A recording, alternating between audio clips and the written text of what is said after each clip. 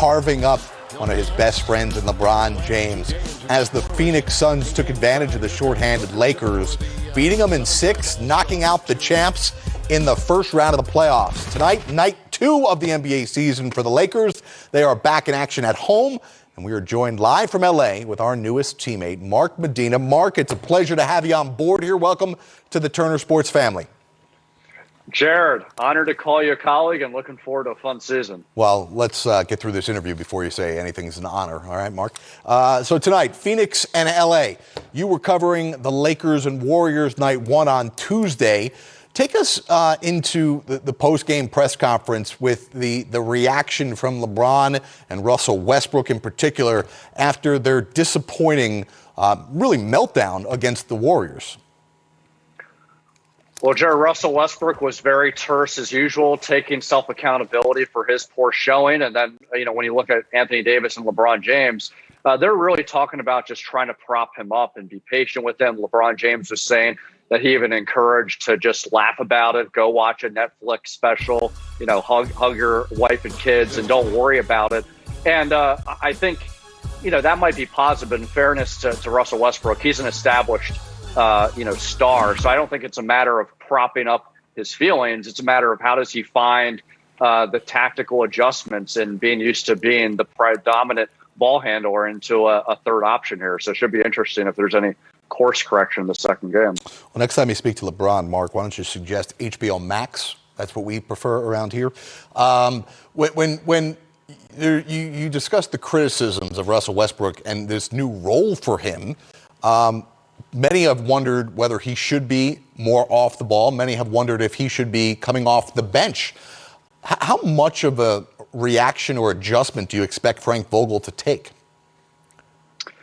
Well, I don't think Frank Vogel's going to bring Russell Westbrook off the bench. I think that would send a different message that they're not being patient. But I think that what you're going to see throughout this season, there's going to be a lot of staggered lineups where in some respects, on one hand, they're talking about wanting LeBron James, Anthony Davis, and Russell Westbrook to learn how to play together, but they're also wanting them to be comfortable with how they used to play. So I think you're going to see a lot of lineup combinations where it's LeBron and AD by themselves later on in the game, Russell Westbrook by himself, so he can, play the way he used to in Oklahoma City, Houston, and Washington. And so in an ideal scenario, you have the best of both worlds.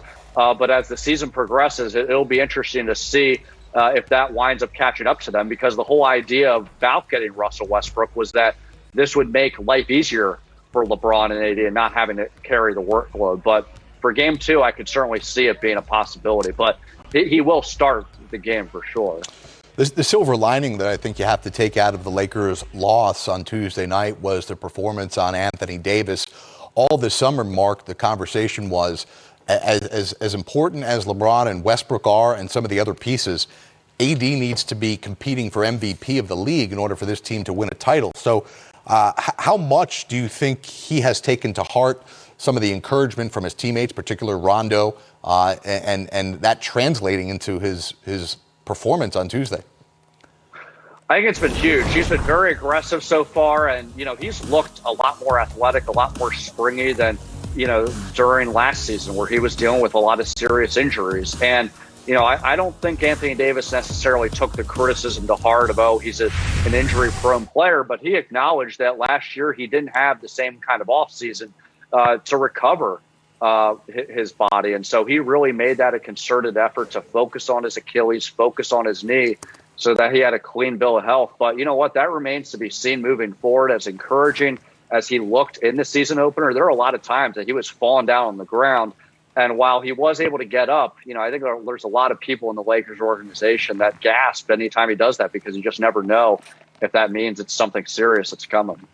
And speaking of serious, it looks like Russell Westbrook has taken some advice from our good friend in Miami, Jason Jackson, Ascot Friday. Looks like he's rocking with that tonight going into the game against Phoenix. There it is. Is it an ascot if you just tie it around your neck like that? I think you could make it ascot. I think the ascot you tuck in your shirt, right? He's just. Are you just saying it's a scarf? Yeah. My auntie got one just like that. Jared, have you ever done that? I promise you. She does. It's nice. It's nice. I'm going to try it. We'll see. Interesting look by Russell Westbrook, but he is, again, the fashion guru. Let's switch gears, talk about the Golden State Warriors, who beat the Lakers on opening night and then picked up a win last night as well. You wrote an incredible story today for NBA.com about Steph Curry's summer and what he did, Mark, with his trainer. You know, we talk about athletes and their strive for perfection. It looks as if, based on your reporting, that Steph Curry went the extra mile to truly try and sniff perfection coming into this year. Without a doubt. I mean, Steph Curry and his personal trainer, Brandon Payne, essentially decided that all of his made shots aren't created equal. So they relied on different technology that tracked, how he shot the ball. And basically, if it didn't drop right in the middle of the rim, it was counted as a missed shot. And then he would have to keep making those shots, and it wound up becoming a conditioning drill. So when you're looking at first and he's taking all these wild shots, he's able to do that because, A, he's Steph Curry. A lot of times it's going to go in. But, B, he's putting in the work to take those off-balance shots, per se, so that in his mind, they are normal shots. And so beyond his talent, the fact that he is so self-critical and so obsessive really explains why he's been able to just post video game numbers year after year. Go check it out, NBA.com. After offseason focused on perfection, Steph Curry could be even more unstoppable. It's on the website right now. Mark Medina, great reporting by you, and we look forward to speaking with you all season long as you man down the West Coast Bureau for NBA.com and NBA TV. Jared, looking forward to it. I'm going to head to Staples Center. I don't think I'll be able to pull the Russell Westbrook move off as far as his tie goes, so I'll probably just have to settle with those. Appreciate it. Well, if you get a chance to speak with Russell, maybe you can see if you can get it for us and send it back for Brendan, and he can give it to his auntie for Christmas. She already got one. Yeah, she got one just like that. But maybe if she liked that one, she'll like the other one. This is true. We talked about Steph Curry already. Let's get back into this Lakers-Suns game tonight. Listen, it's obvious, Brendan, that we don't need to overreact after one game. But are there things that you saw Tuesday night that lead you to believe that something's going to have to be adjusted or tweaked throughout the course of the season? I think it's going to be guys' personalities on how they went about playing basketball before. It's going to be a little bit different now that you're playing with LeBron James and particularly Russell Westbrook. I know they're talking about staggering these guys' minutes and things of that nature, but if you're going to win a championship, those three guys are going to have to play a lot of minutes together. So the answer isn't stagger the minutes and try to figure out how to get the most out of Russ when LeBron or those guys aren't on the court. They have to figure out, how do we make this all work together? And that's kind of similar to what happened in 2011, their first year coming together with the Heat, because Dwayne Wade wasn't a three-point shooter. Chris Bosh at that point wasn't a three-point shooter. And they had to figure out how to make this work. And the first year, it didn't work. I mean, it worked to a certain degree, but myself and Dirk Nowitzki and the rest of the Mavericks, we were able to capitalize on some of their mistakes because they weren't cohesive yet. And then that next year, you saw the Heat really understand how to make things fit. Dwayne Wade took some steps back, so did Chris Bosh, and it worked. They're going to have to do the same thing here. They have to establish a pecking order, how things are going to go, and then they have to go from there and implement it on the court. Yeah, I look at Russell has basically dealt with this exact situation the last two seasons. Because when he went to Houston, he had to change a little bit in terms of how he plays. I would say this also. It's just one game. He didn't really have training camp. He didn't play a whole lot in it and never really got a rhythm. And they do have to figure out how they're going to play together. But ultimately, they didn't bring him there to be something other than Russell Westbrook. Like, they need him to play with force. And let's face it, LeBron's not 28. So LeBron wants him to play with that force. They just have to find a balance. But ultimately, I love the fact that LeBron and AD played really well. Listen, it's more likely that Westbrook's going to have a huge season than not.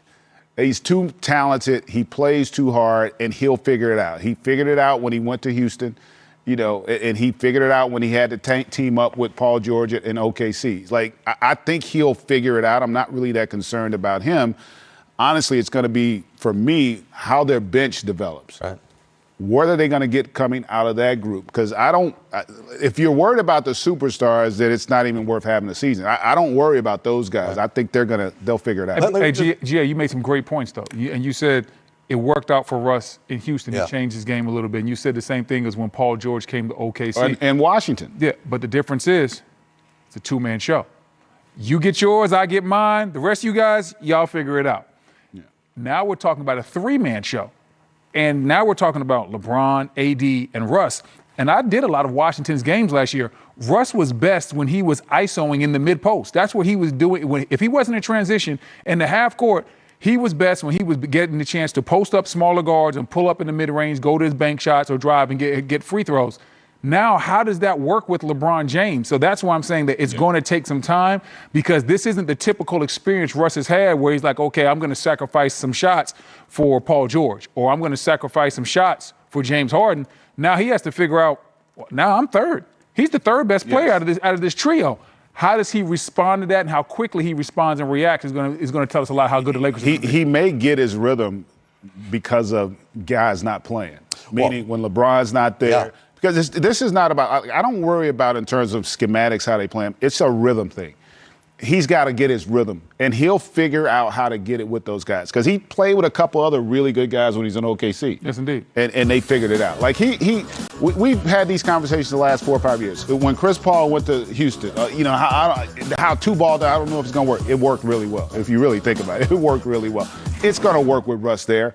Now, the question is, will they be healthy, and will that supporting cast give them enough off their bench? I'm not that concerned about it. Again, it's one game. We do that. Like, if you really want to judge them, they're going to have to play 20 games. Let's get to that 20. Got to wait till January. You got to get a sense, because, like, again, it is a truncated offseason. Right, but you make a really interesting point that was brought up when Russ was brought in. Is Russell Westbrook being utilized as a stopgap for the regular season to help get them to where they want to be, and then ultimately LeBron and AD become the 1 and 2 in the playoffs? I don't think that's how you win championships. Right. You don't win championships saying, hey, we want you to help get us to this point, and then in the playoffs we're going to play totally different. Right. Yeah. Championship teams every single day are trying to get a little bit better. You might go into a game strictly trying to work on something. Like, hey, we're going to play the pick and roll this way. You're trying to make sure that you strengthen your scheme, make sure guys are on the right page, know where their shots are coming from. Championship teams normally beat the lower teams in this league or the younger teams because they simply know how their style of play, and they're increasing it every single night, where younger teams play scatterbrain basketball. So what you can't do is say, hey, Russ, help get us to the playoffs, and then in the playoffs we're going to play a totally different style. Right. It's not going to work out that way. And LeBron, I mean, you play with LeBron for a year. You know this very well. He uses the regular season not to win games. To build it up. Correct. He uses the regular season like he's building a house. He's laying bricks and foundation. Yeah. And sometimes you might lose a game. In Cleveland, I saw him one time. I'm not going to say he didn't lose a game, but he wanted Kyrie and Dion Waiters to figure some stuff out on their own. And he was willing to let them say, hey, you guys know I'm over here, and the way y'all want to win is not going to work. So he was using the regular season to help build that foundation, and eventually that Cleveland team became a team that went to the finals. Can we agree on one thing? And I don't know that the three of us have ever agreed on one thing together. Probably not. Okay, well, that Frank Vogel tonight will not show us a lineup of Russell Westbrook and Rondo on the court together. That didn't work out too well for him last night, but you never know. They might still be trying to build it up. Yeah, I don't think that they're going to look at anything that happened in one game and then determine what they're not going to do. And if they did, I think he wouldn't send the right message to his team. You know, as a coach, you've got to exude confidence, and you've got to also understand it's going to take time. Those are big personalities. But the issue with Russell Westbrook, his entire career, has never been a lack of confidence. It's been, at times, overconfidence in the wrong moments, right? And I think what we saw the other night was Russell Westbrook is really, really good with the ball in his hands. Yeah. And he can play off the ball like he did in those other cities, but he can't play off the ball to be a spot-up shooter. He's got to play off the ball to get to the basket. No, I think he does, but I still feel like, again, when you bring him there, you just want to figure out how to get the most out of what he does well. And you want him attacking, you want him rebounding and initiating transition, because one of the big things they wanted to do is to play faster. Right. No better way to play faster than when your point guard can rebound and initiate. And so I think that's going to help them. It's just a balance. They got to figure out their balance, and I think they will. That's the beauty of the season. Like what Brendan was saying, when we get to January, we'll really have a sense of who they are. That's a whole new roster. They revamped their whole roster. And it takes time to integrate all those new pieces and for everybody to figure out what their niche is going to be on that team. And especially when you talk about LeBron James. The first year with the Heat, They started out. They were 500 through 20. Exactly. Yeah. When he got to Cleveland, I think we were a little bit below 500 my last year when I played with LeBron in Cleveland in January. There were people talking about we wouldn't make the playoffs. Yeah. So it does take time because when you play with LeBron James makes guys like myself better because I wasn't a guy that could score and get my own. But guys that can traditionally get their own, they have to figure out, okay, how do I play with this guy because this guy's ball dominant for a good reason because he wins. So you now have to change your game around his skill set. That's what Dwayne Wade learned. That's what Kevin Love had to learn, Chris Bosh, and other stars of the past. So Russell Westbrook is going to have to figure out, how do I get mine within the team concept and still let LeBron James do his thing? And another thing that's kind of being masked by the loss the other night, again, which is not a big deal, is some of the injuries to the key role players that they have right now. Kendrick Nunn, Trevor Ariza, Wayne Ellington, Talen Horton-Tucker. These guys could play big roles throughout the course of the season for this team, and they're out right now, and they could be out significant period of time. Lakers and Suns tonight should be a fun one to watch. You know what's going to be really fun to watch? What's that? NBA TV's first game of the year. I know you'll be locked in Saturday night, 7 o'clock Eastern. Arrived from New Orleans. I said, let me lay down for a little bit. And the next thing my phone is going off. And I'm like, hey, 30 minutes sleep, that's nothing. But it is what it is. Yeah. So, Keith, there's a lot of layers to get into here with this Ben Simmons situation. Let's get into it. You are reporting the same thing that we showed, that there was a team meeting today of sorts. What can you tell us about what conversations were had between Ben Simmons, his teammates, and the coaching staff? I mean, basically they were, talking about, Joel asked him, why do you want to be traded? And Ben came back and said, I'm just not mentally ready to play right now. A lot of things they're trying to keep in house. They're trying to do a lot of other things. But, it's just right now, Ben just doesn't want to play. The guys are out here saying that they support him. Because when you talk about mental health, that's something that's serious. And no one wants to say the wrong thing. Yeah, no question. Tobias Harris came out in support of Ben Simmons and his mental health issues. Listen, as you mentioned, Keith, that is a very touchy subject to get into. But is there concern that after holding out from training camp and then not reporting to training camp until he realized that he wasn't going to get paid, and then claiming he had a back injury and now the mental illness, is there any concern that you're hearing that Ben Simmons is utilizing this as a method, as a vehicle to make sure he still gets paid? I mean, I think there are some people who are concerned, but then there's also other people who said, well, he did tell them that when they had a meeting this summer, like they asked him, why doesn't he want to be here? And he says, I'm mentally fatigued. There are also things that the 76ers did in regards to trying to protect him, in regards to saying, oh, he was injured, he was that. But they also knew that, he was dealing with things with his sister. The incident she said, she alleged her brother doing something to her. So there is some past to where he can say that he did have some mental issues. You understand? So I understand what a lot of people are thinking. And, you're going to say, oh, the dude just wants to get out of here. Right. I get that. But at the same time, he did tell them that he wasn't mentally ready to come back. And when you look at Philadelphia, I'm a Philadelphian, and I'm telling you, dude, even on TV, newscasts, they're making fun of Ben Simmons. So I think that this guy just doesn't want to be here. He's not ready for it. He's going through it. He probably has more thoughts than we know because he's the one that's not talking. Everyone else is talking for him. So I do think that although it looks crazy, I do think that, the guy is going through something. Let's go from the Sixers side. Yesterday on a Philadelphia radio station, the president of the Sixers, Daryl Morey, said, don't laugh when I say this. This thing could go on for 4 years. And the reason why he named 4 years is because Ben has 4 more years left on his contract. What do you make of the fact that Daryl Morey is saying, buckle up, Philadelphia, this thing could go on for not days or months, but years? I took it like, hey, he's taking a stance, right? One of those things where, like, look, if you don't want to play, we're gonna make you come back. There, right now there's a lot of like we're gonna call each other's bluff. Now, when he said that, it was a great sound. But you and I both know that you're not going to go through this for 4 years, right? I mean, you just can't. Like, you're talking about Joel Embiid being in his prime right now. So if you go through this for 4 years, next thing you know, Joel Embiid is probably going to be the next one saying, get me out of my contract, right? So, I took it. It was a great soundbite. But at the same time, there's no way in heck he's going to be able to go through it in 4 years. You know that. It's unbelievable to even think that this could go on more than a couple of days. What's next, right? Because the whole thought of when the Sixers suspended Simmons for opening night, like, okay, fine, that's in New Orleans.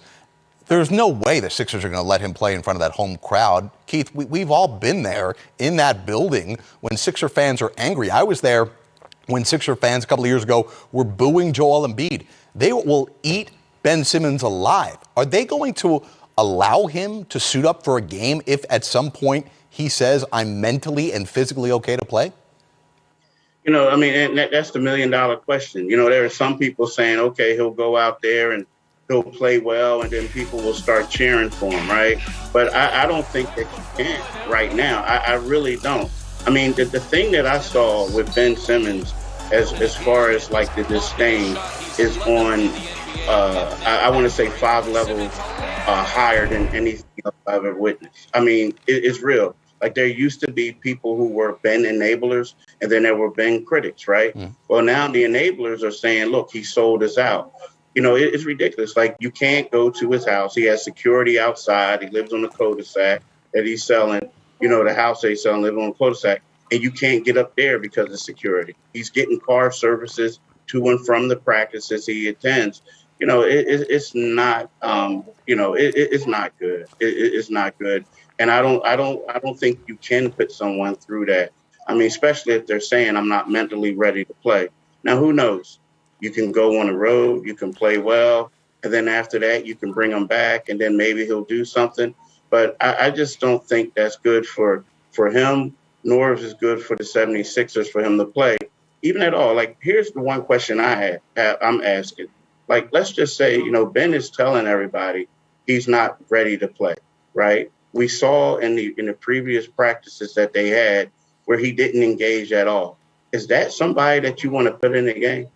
I mean, really, is that someone you're going to try to force to play a game? Because if he's not engaged in that practice, what is he going to do? Just stand there and you're playing 4 and 5? So I just don't think it makes a lot of sense to get this guy out there on the floor.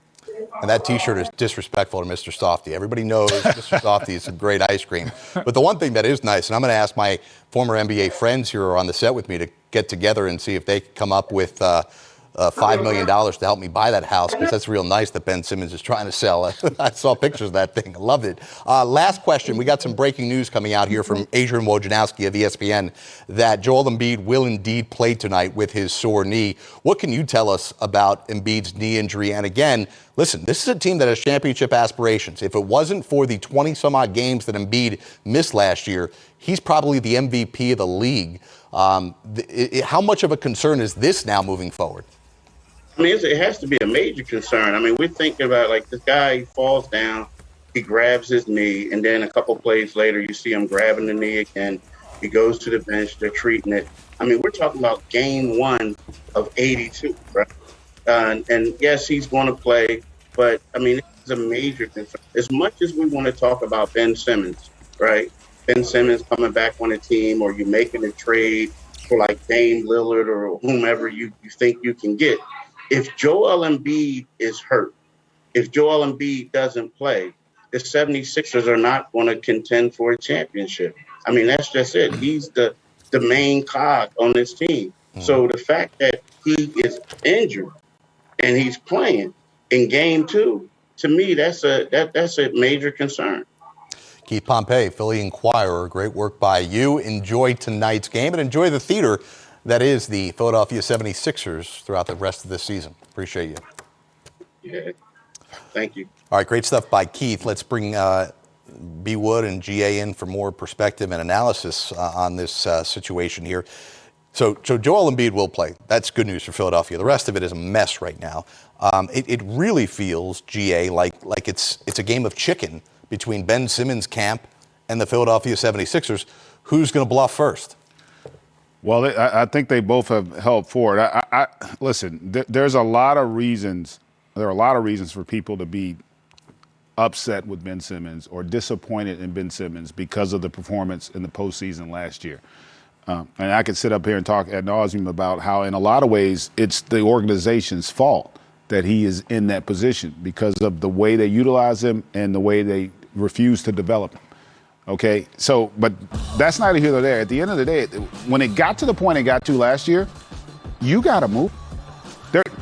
You're not helping your organization. And, like, that's ultimately, as a front office person, if you're running a team, your number one priority is the team, is to put our team in the best situation to have a chance to compete for a championship. And I don't know what scenario you could look at and say this is the best situation for the Philadelphia 76ers right now. You have to just move on. You've got to move on while you have a healthy Joel Embiid who still has a chance to be the best player in this league, and you still have enough of a core roster where you can compete in that Eastern Conference. I just think they are playing with fire, and this thing, think about it. We should be talking about right now the Sixers playing the Nets, right? Two heavyweights. We haven't even mentioned Brooklyn. And they got their own drama going on right now. And I just think that they're doing a disservice to that fan base, to that organization, and to the players on that roster with how this situation is materializing.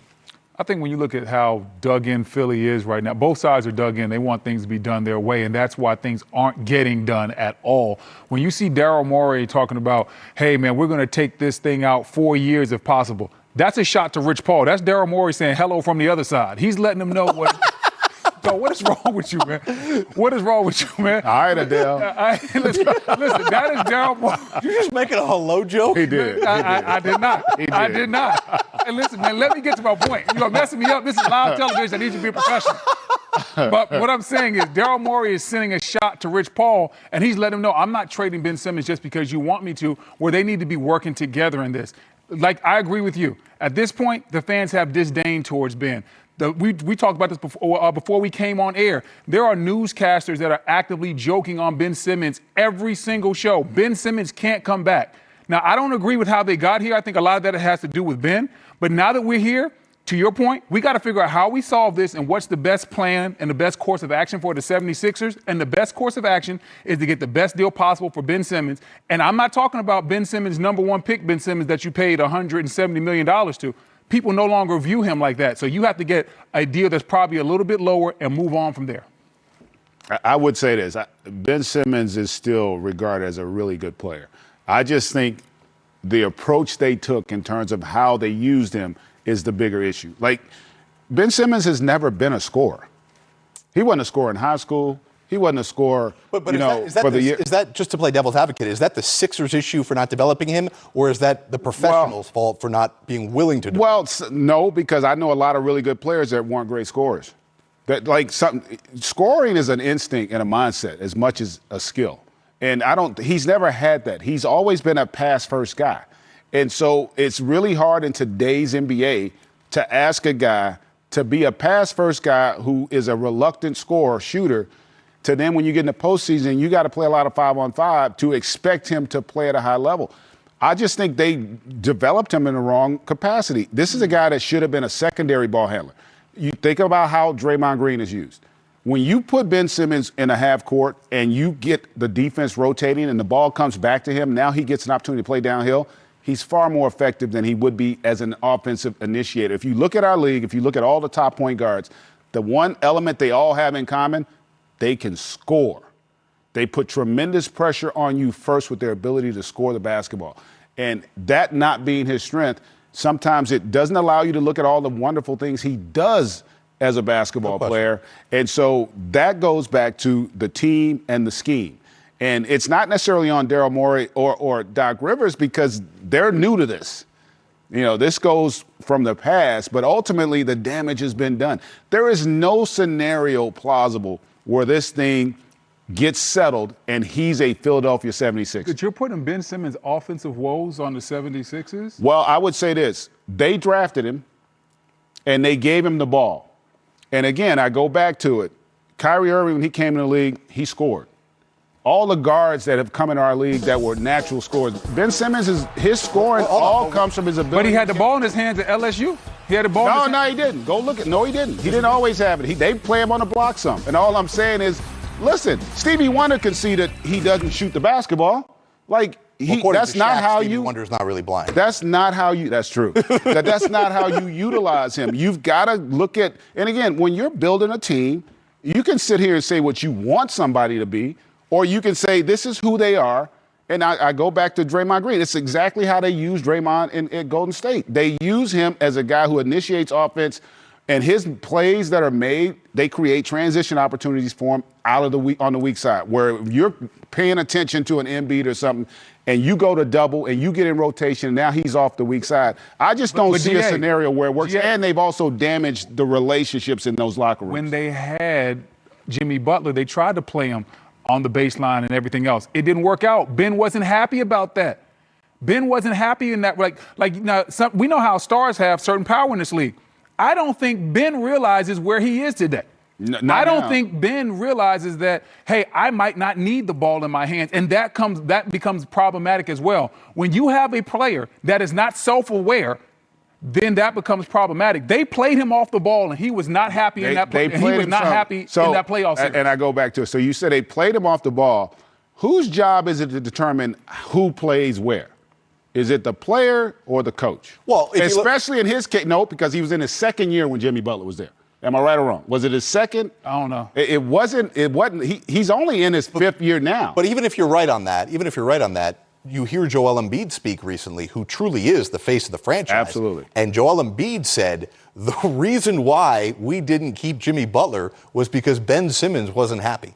And again, right, wrong, or indifferent. Again, we can go back to the organization. But the bottom line is Ben Simmons was empowered, and he chose not to acknowledge where he's best at or not best. I don't disagree with that, but I would also say as a parent, if you're going to empower the kids, then expect them to act like kids. All right, so this is all. Hold on, but see, when you use that analogy, see, in a parent, you have control of that household.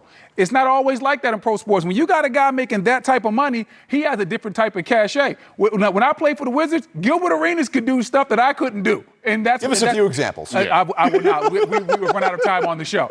But what I'm saying is simply that, listen, they tried to do things differently with Ben. They tried to talk to him about working on his shot. I've heard that sometimes he wasn't always accepted. I think that's of that. true as well. They tried to play him in a different manner. We heard Joel Embiid, the face of the franchise, say he didn't accept that. So at what point do we stop coddling Ben and saying it's somebody else's fault? That's my point. It's nobody's fault. That's my point. It's not that's anybody's fault. That's why you trade him. Okay. That's the point I'm making. I agree with you. They should trade. I agree with you. They should trade him today because of where we're at. They should have traded him in the offseason. Yeah, they should have. Yes, I agree with you. They should have traded him in the offseason. But it's the organization's fault that Ben got to this point. No, it's the organization's fault that they didn't trade him when they were supposed to. But what led up to this was Ben not improving his offense. Well, I could see us arguing about what he needs to improve. Ben's not a scorer. Somebody better tell Ben that. Well, listen, you don't have to tell him. Just go look at the stats.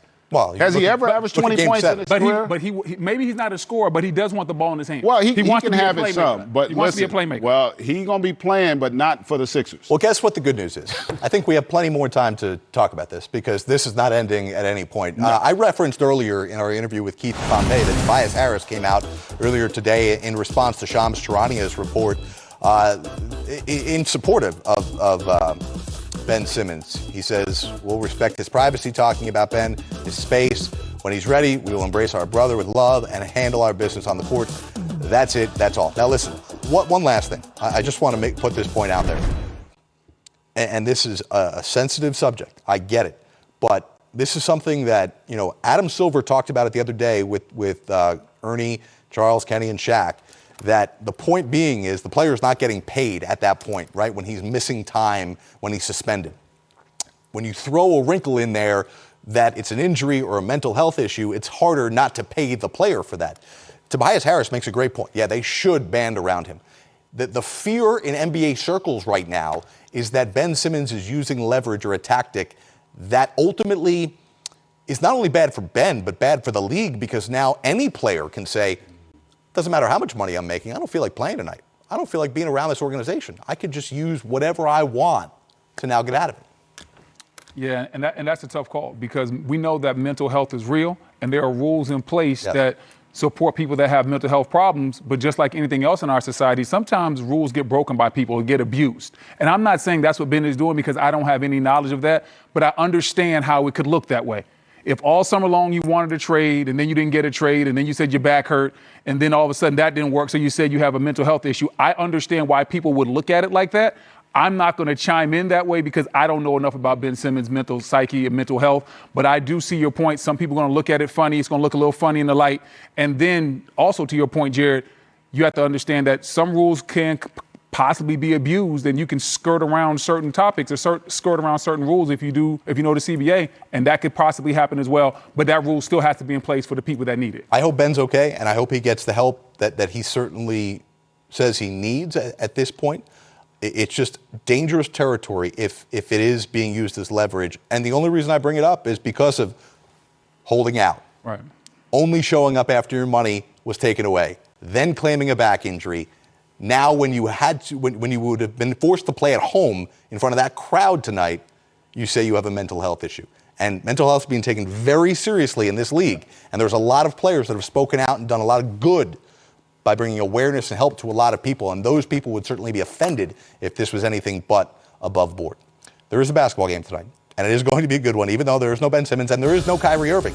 But James Harden will play tonight as the Nets look to even up their record. Again, Joel Embiid will play despite the knee injury. The Nets and Sixers at 7:30 Eastern. Last night, another classic in the first week of the season. Steph Curry did it again. That poor bad man. Oh, my goodness. That was amazing. That's a bad One of the man. league leaders in rebounding, too. How about that? We'll talk about Steph. Little big man.